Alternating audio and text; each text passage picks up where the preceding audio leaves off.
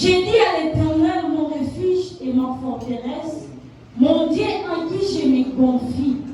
Car c'est lui qui te délivre du filet de l'oiseleur, de la peste et des ravages.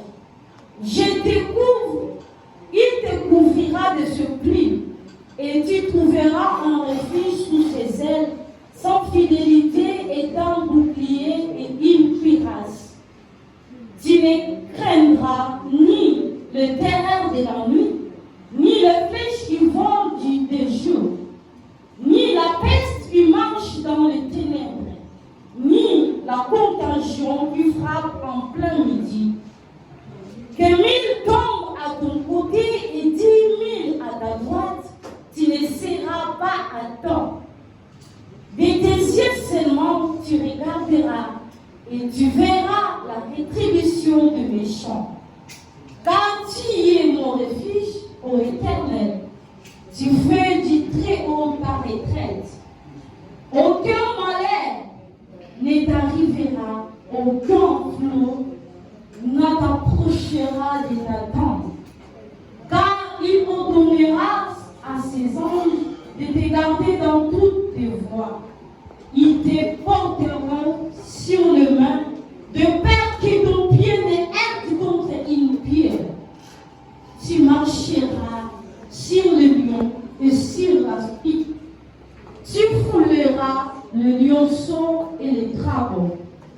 Puisqu'il m'aime, je le délivrerai, je le protégerai, puisqu'il connaît mon nom. Il m'invoquera et je lui répondrai. Je serai avec lui dans la détresse. Je le délivrerai et je le glorifierai. Je le rassasierai de longs jours et je lui ferai voir mon salut. Alléluia. Acclame pour le Seigneur, tu peux répondre ta place. Alléluia. Amen. Je crois que le Seigneur nous fera du bien ce soir. Alléluia. Amen. Alléluia. Amen. Nous allons continuer avec ce message que nous avons commencé depuis le lundi. Il y a eu plusieurs orateurs qui sont passés. Ils ont parlé de ce thème par la grâce de Dieu. Et nous avons été bénis. Et nous allons encore ajouter quelque chose ce soir. Toujours par rapport à ces grands messages. Celui qui demeure sous l'abri du Très-Haut repose dans l'ombre du Tout-Puissant. Le thème tiré dans Psaume 91, qui est un psaume de David. Le plus grand des problèmes à savoir est que pourquoi David va écrire ce psaume? Est-ce qu'il était révélé? Est-ce que c'était une prophétie? Ou soit de la chose qui était arrivée dans la vie de David?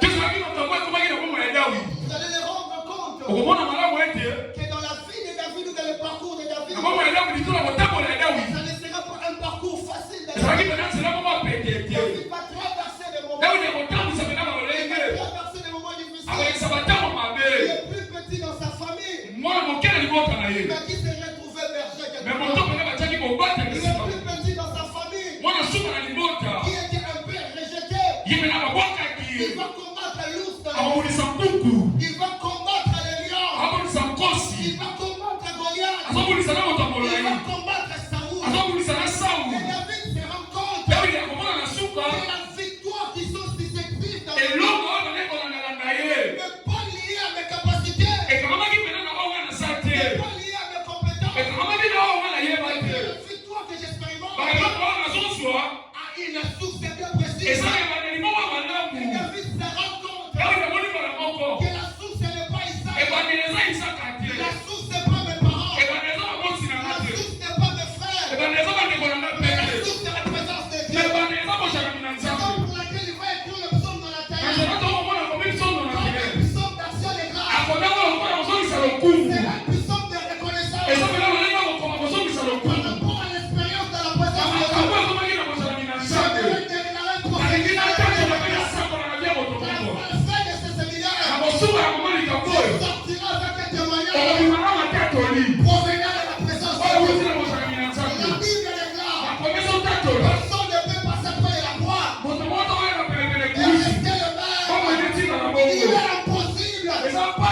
venu dans la présence de Dieu.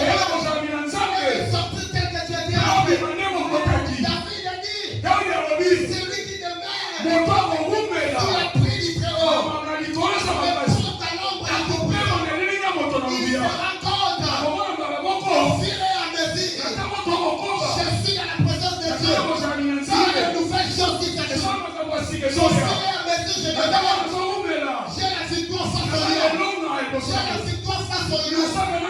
J'ai la victoire face au Goliath. J'aimerais parler à quelqu'un ce soir. N'abandonne pas la présence de Dieu. Au fur et à mesure que tu es là, la présence de Dieu présente. Quelqu'un peut dire plus fort, Yahweh. Alléluia. Amen. Le problème n'est pas le repos. Les repos viendra, oui. Mais le repos exige quelque chose. Le repos, c'est l'exaucement dans ta prière. Le repos, c'est la paix que Dieu t'accorde. Le repos, c'est la réponse à tes questions. Le repos, c'est l'accomplissement de Dieu dans ta vie. Mais ce repos ne vient pas au hasard. Au départ, il faut demeurer. Mais pas sous la pluie de tes parents. Mais pas sous la pluie des amis. Mais sous la pluie du Très-Haut. Le problème, c'est c'est quoi un appui? Je serai évangélique ce soir. Selon les scientifiques, un appui est un lieu de protection. C'est un lieu protecteur dans les dangers. Quand on parle de l'appui, l'appui nous protège contre les dangers. L'appui nous protège contre le malheur. Il y a plusieurs appuis. Même sur le plan naturel, nous avons des appuis en métal. Nous avons des appuis en bois. Tel ici, c'est aussi un appui. Mais cet appui ne nous protégera pas face à toutes les choses. Cet appui peut nous protéger face à la pluie. Ça peut nous protéger face aux neiges. Mais quand il s'agit du feu, cet appui scellera. Raison pour laquelle David a dit, c'est lui qui demeure sous l'appui du Très-Haut. C'est-à-dire qu'il existe des appuis. Mais il y a un appui par excellence. Il y a l'appui du Très-Haut.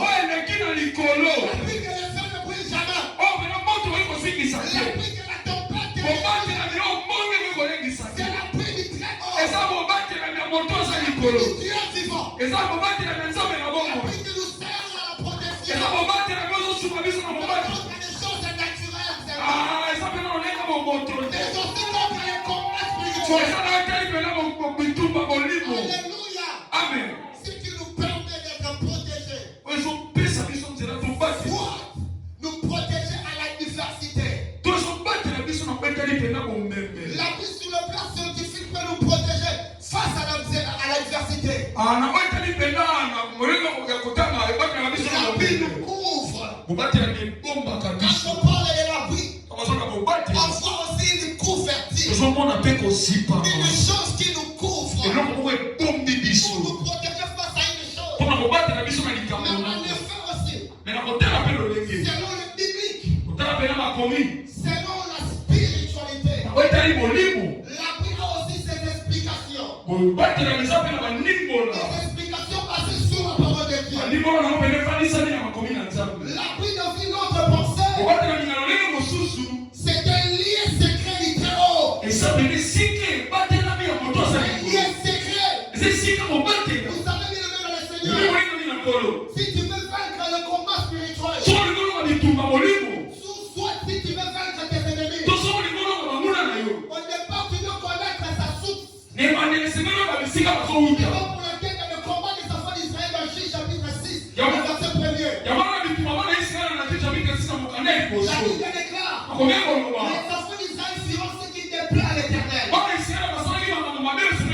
Et l'Éternel est différent entre la main de Manga pendant 7 ans. Et Dieu a visité un Gédéon. foyer heureux. Tu délivreras mon peuple. Et si tes délivrances avaient une source de provenance, je devais d'abord aller dans les lieux secrets de la cause du problème.